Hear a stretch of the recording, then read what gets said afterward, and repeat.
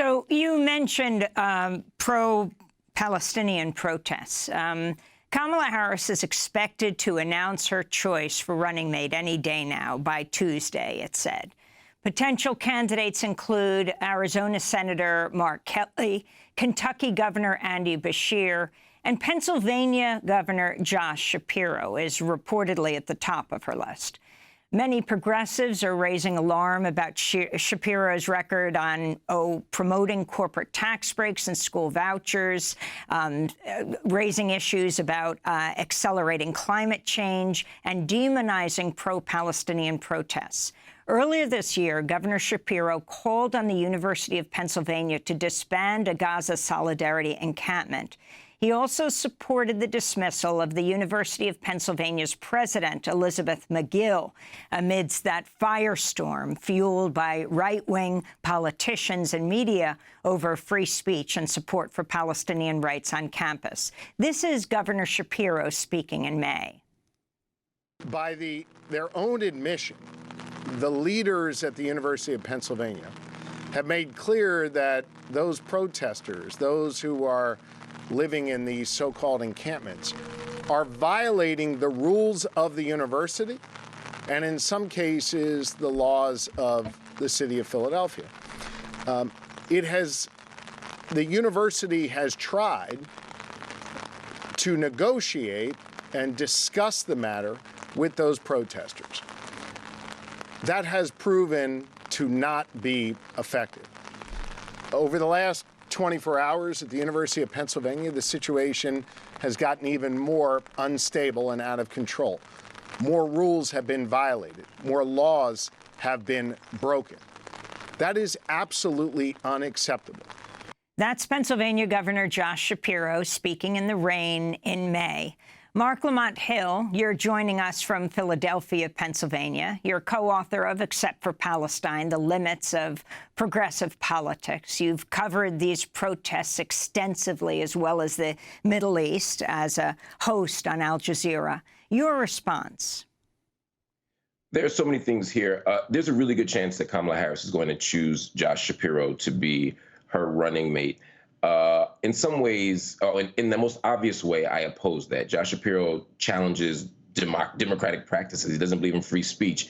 He's warned, state employees here in Pennsylvania about how they respond to what was the genocide in Gaza, questioning their behavior, policing their behavior. He very clearly supports Zionism. Political Zionism. He very clearly supports the genocidal war in Gaza. He's been actively and vocally supportive of Israel's war on Gaza since October 7th and prior. We could also get into school vouchers. We could get into climate justice. In every conceivable way, Josh Shapiro is not a progressive candidate. And it would be very frustrating to see her make that choice. But in some ways, it would make our political reality much more clear.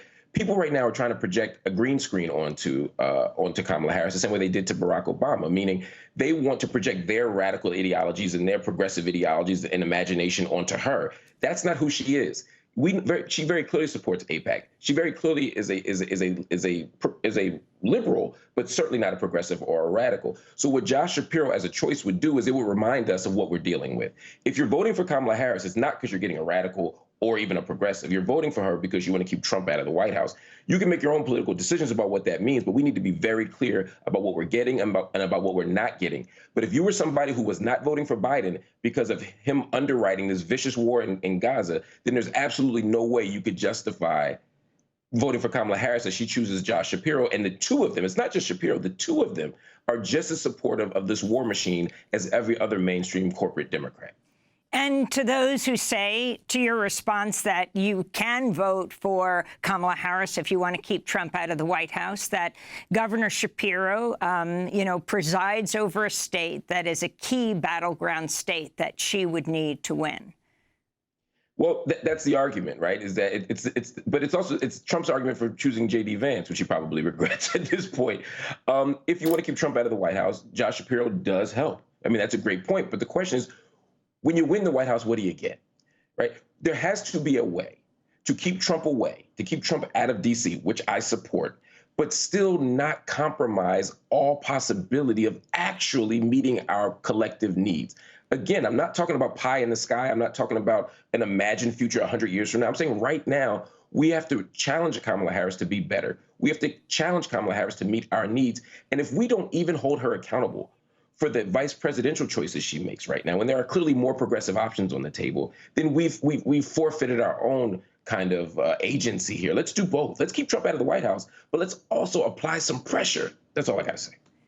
Marc Lamont Hill, I want to thank you very much for being with us, member of the National Association of Black Journalists, host of Up Front on Al Jazeera English, and a nightly YouTube show called Night School. Also professor of anthropology and urban education at the City University of New York Graduate Center, speaking to us from Philadelphia, Pennsylvania.